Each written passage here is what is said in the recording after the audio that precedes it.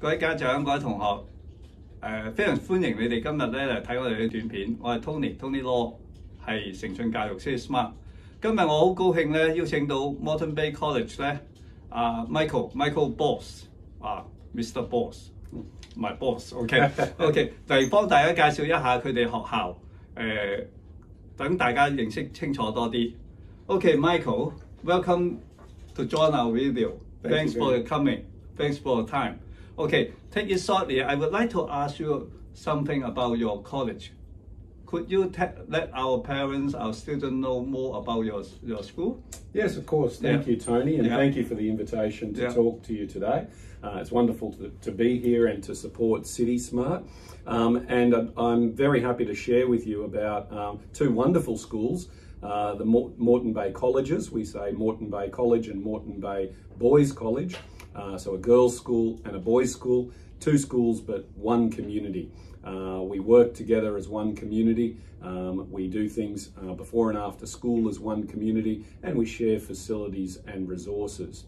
So you've got the advantage of a boys' school and a girls' school, two separate single-sex schools, but really under the same community. The girls' school, Moreton Bay College, is 120 years old. It has a very long history.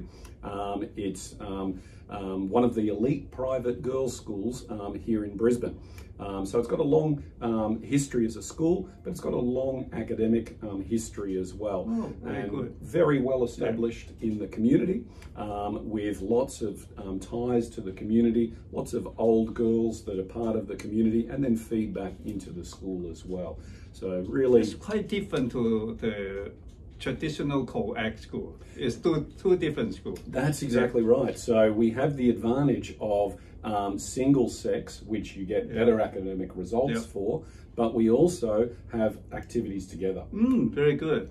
Good for the student. Definitely. So what about the, where is your school? I mean, we are in Brisbane right now. How long from the Brisbane to your school? Is far away? No, it's not that far. So it's about a 25-minute drive from the city out to our schools. And both of the schools are located very closely, so about 2 kilometres apart. And we're located in the east of Brisbane. So in the Brisbane Shire, in the east, and the east is a beautiful part of Brisbane, Tony. It's right near the bay. Wow. So one of the things that we do, one of the sports that we do is sailing. And so about 2 kilometres from our schools, our students... So many seafood. Yes, and a lot of seafood as well. In fact, lots of seafood restaurants out that way. So beautiful location, sea breezes, seafood, sailing, water activities. So wonderful location. And very close to the airport as well. Okay. So about a 10-minute drive to the airport. Yeah. You just mentioned your school got a long history. Do you mind to let our parents know more about the standard, the ranking of your college? Yes, of course. And I spoke just briefly about it being an elite girls' school. There are 10 elite girls' schools in the area. So, and that area covers Brisbane, Gold Coast, and out to Toowoomba, Ipswich, that area. So in that area, there are 10 old elite girls' schools, and we're one of those elite schools. And over the course of our 120 years, the girls' school has ranked very highly and consistently highly. And you find that those 10 girls' schools, plus there's a group of 10 boys' schools, are the ones that are mostly doing the best academically. And we're part of that group. So for example, last year, ATAR results, we were in the top, I think, 30 schools in the state for ATAR results. And in terms of that top 5%, and that's a crucial number, the top 5%, we got about 1 in 5 girls getting in that top 5%. And then for the boys, we actually got about 1 in 4 boys really in that top attractive. 5. I better to know you earlier, because my daughter is too old now. Otherwise, I can study in your college. Okay, Michael. Yes. Other than your school, your college, you know that we are running in Australia, in Queensland, we are running an ATAR system. But in Hong Kong, it's different. Yes. Do you mind to let our students, our parents know more about the difference? And what is ATAR? What's the difference between Australian education system and Hong Kong education system? Yeah, ATAR is basically a rank, Tony. So we have two things in the Queensland education system. Thing number one is the ATAR, and that's a rank that will get you into university. So each university course will tell us what their rank is for that course. And students are aiming to get that particular rank so they can get into the course that they want. That's one part. The other thing is their high school diploma or certificate, and that's called the QCE. So at the same time, when they're studying, many students are trying to get the QCE, the Queensland Certificate of Education, and they're also trying to get a rank to get into university. So those are the two things that work together. Now, the highest rank you can get is 99.95, and then it goes down to below 30. So 30 and below, they say below 30. So between 30 and really 99.95 are the scores you can get. And as I said, it's a rank, so it's a bell curve. So there's a very small number that are in the very top, and there are a very small number at the very bottom, and then most of the students are kind of in the middle. Yeah. Okay. Really, once again, really attractive to me. I think our parents also feel quite attractive. Do you mind to let them know more how they can be your student? I mean, this is difficult, a high requirement? So look, there are entry requirements, of course, with every school, Tony, and certainly our schools, we require to see two years worth of school reports. That's the first thing. And then we want the students to have a level of English. So 2 years of reports and a level of English. And that level is really for their success at school. So we want them to be successful when they get into school, and then they can then get into the university course or get into the right pathway for their future. So we try from the very beginning to make sure that students are going to be successful. Now, I know Hong Kong has a very difficult system, so we take that into account when we look at reports. And one of the things that we will do is we'll interview the principal, will interview each student just to see if what their study pathway is, what their study ideas are, what their interests are. And it's not an interview about their ability, it's just about their fit with the college. And so each student, whether they're going to the girls or whether they're going to the boys, will have one of those interviews and with the principal, and the family's welcome to come, and a translator as well, to make sure that they have an understanding of the school that they're going into. So those are the main requirements. A couple of reports, English requirement, and then an interview with our principal. You know that the academic year in Hong Kong is quite different to us. Our academic year starts from the January, but in Hong Kong start from September.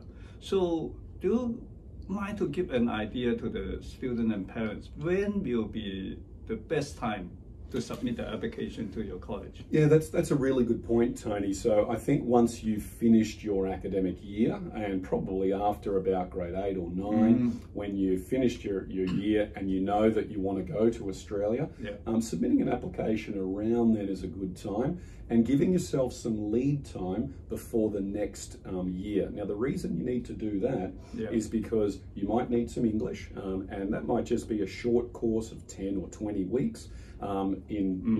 From July to December, and then you can start your study in January of the following year. So that's really important, I think, to apply sort of before the end of your school year, just before or around when you get the results, so that you can get some English study if you need it, and then go into the year ready to study. Very good.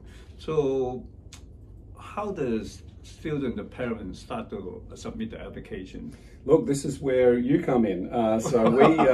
We've been working with you for a long time, and we know that you do great work together with us. And so we rely on you, Tony, and your team. So best way to contact us? I think the best way is definitely to contact you, and you'll help them through that entire process. Okay, for the student, can you tell them more about what kind of subjects your college provide to them when they commence the study here? This is a really great question because each student has a different pathway, and we recognize that every student is different and every student needs a different pathway. And in year 11 and 12, we have, for example, at our girls' school, 150 students, but we have 135 different pathways. Okay. So we've helped each individual student get on the right pathway for them. Now, what does that mean? That might mean that, okay, we have a student that wants to be a mathematician or a student that wants to be a nurse. They're different pathways. They need to study different subjects. And so we look at the university, we look at the subjects they need to get into university, and then we help them to choose those subjects. Now, you know, whether it might be a maths science course and they do maths and, you know, physics and chemistry, those kinds of things, or whether they do, you know, a humanities course, for example, and do more art, visual art, or geography, history, those types of things.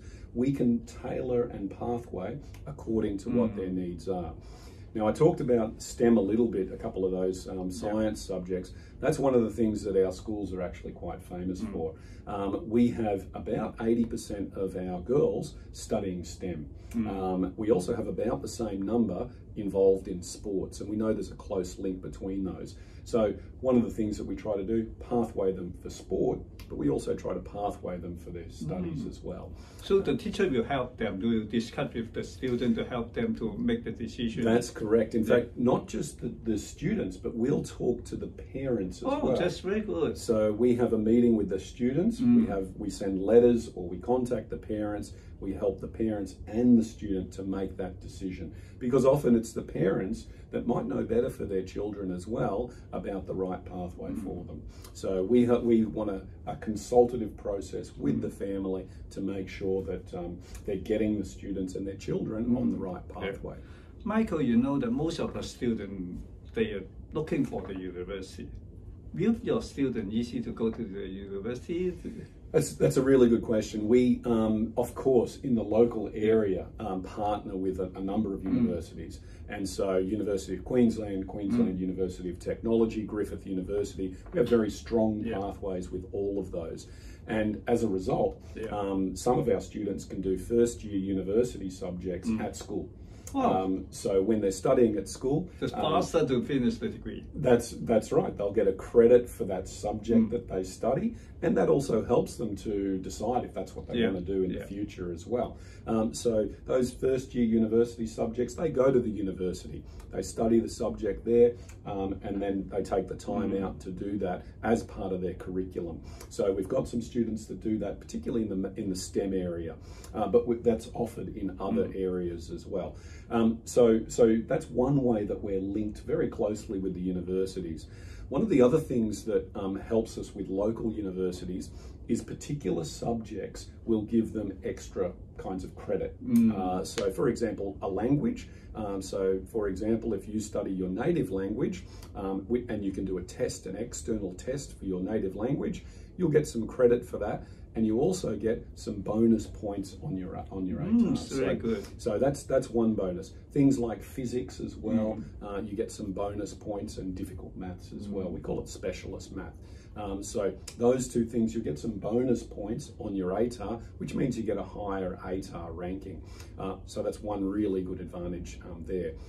The other thing that we get is a locality bonus. So that means you get preferential treatment because you live in Brisbane. So universities like Queensland University of Technology, Griffith University, again, will give you a higher ranking if you've lived here in Brisbane and you're a local student. So those are some real advantages to studying here in Queensland as a school student. Very good. So other than the normal study, is there any other activity like sports or?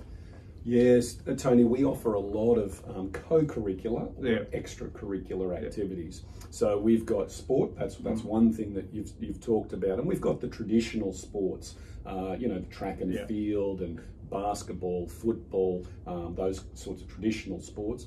We also have some unusual ones, and I mentioned sailing before. Whoa. We also do equestrian, so we have quite good equestrian, a good equestrian team, and we do adventure sports like mountain biking, rock climbing, some of these unusual sports as well. And so we've got the traditional and the not so traditional sports, the newer sports at our school. We also, so sports is one part of our extracurricular program. We also have a very extensive music program. So our music program, there's bands, there's ensembles, there's orchestras, all kinds of opportunities for students to join and showcase their musical talent and pursue lots of musical interests. We run a big production, which is across both schools every 2 years. So things like The Wiz, which is The Wizard of Oz, and these kinds of big productions where there's music, singing, dancing, that's all part of that program. A lot of as well. choices. So those are two parts of our extracurricular opportunities. The third one is community service and cultural activities. So community service, that's students going into the community and being part of the community through goodwill types of activities. And so they'll do things like raise money for charities, they'll go to nursing homes, do those kinds of things, so community service. We also have other clubs like robotics and chess, public speaking, debating, all of those kinds of things that don't fit into sport and they don't fit into music, but those types of activities as well. So many, over about 100 different clubs and activities. Okay, Michael, you should know that you're in this industry a long time, and you know that CSMART also in this industry more than 25 years. Most of the parents, what we know, that they're quite concerned about the safety of their kids. So do you mind to let them know something about the accommodation, the living, or any other supports from your college? Tony, I would say this is the most important part. Parents, and I'm a parent, are worried about the safety of their children when they go overseas and they're living overseas for a long time. So personally, we have our own homestay program. And I go into every single homestay and check that it's a good quality home. I interview every family to make sure that they're a safe and a good family to welcome international students, and they're doing that for the right reason. So we want to make sure that they aren't just trying to get it for money, that they're trying to actually be a caring family, and they want that student as part of their family. So that's the first part. We then have to do a police check. And so we do police checks on the families. This is all before they even become part of our homestay program. Once they're part of our homestay program, we have an ongoing police check on the families. Every day, there's a police check to make sure that that family and people in that family are safe. And so that's a really good part of the process in Australia, in part of our safety. In terms of looking after the students, the school and I sign a letter of welfare to make sure that they're under our care. So we have 24-hour responsibility to make sure students are safe when they're in our homestay and in our program. We have an emergency phone number, 24-hour phone number. We have a special app on the phone, which students can access in their own language. So in Cantonese, students can actually use that app and they can call or they can text through that app 24 hours a day as well. Those two things, the phone service and the app service, are that extra level of support to make sure they're safe. The other option, of course, is parents coming out to Australia, living with students and living with their children, I should say, in the area. And we want to support families in that space to make sure they're comfortable. And if they've got any questions, we'll help parents as well. And of course, you know, work with you, Tony. You're probably more experienced in that area too. Yes. When the student arrive in Australia, we continue to monitor the student and support the student. Okay, come to the last question and the most important question for the parents. I would like to help them to ask. It's a very good college, very attractive. How about the tuition fee? Is expensive? This is a really good question. You know, I've worked in this industry a long time, and I've seen lots of schools and lots of different prices. And so you can do the research yourself, but our school is very reasonably priced. In fact, I would say a little bit lower than the average price that you'll see in the industry. I've worked with the accountant. We want this to be a program that attracts international students to come across, not to be an expensive one to make money. We want to build community, and part of building community is making sure that fees are reasonable. So our accountant has worked very, very closely with me about getting reasonable fees. Now, what are those fees? Let me give you an example. So for example, the girls, if the maximum fee that you'll pay across the boys and the girls will be about 27,000, 28,000 tuition fee. It's very reasonable. Australian dollars, that's right. Then you'll pay homestay, which Why is don't about... you set the currency in Hong Kong dollars? It's more attractive. I'll get some tips from you, Tony. So you can help me with the conversion. Okay. Yes, I'll talk to you after this about getting that in Hong Kong dollars. Okay, Michael, this quite very, very thanks for your coming and give a very brief information to our parents about your college. Thank you very much. Tony, thank you very much. It's been wonderful to be here, and I look forward to working with you and future families together. Okay, maybe next time we can arrange you to visit Hong Kong and talk to the parents directly. Definitely, sounds wonderful. Thanks very much, Tony. Thank you. Thank you. 各位家長、各位同學嗱，頭先Michael 咧都同大家講咗好多嘢啦。如果你哋想更加清楚多啲，譬如話確實嘅費用啊，即係學費啊，或者其他嘅嘢，或者知多啲，譬如你哋入大學嗰個比率啊，或者個分數啊等等咧，你可以聯絡我哋。咁我哋可以將嗰啲 details 咧再 send 俾你哋喺度多謝晒你哋收睇先。Thank you, Michael. Thank you, Tony. Okay, hope we can take another video in specific subjects in the future. Okay. Thank you. Bye. Bye.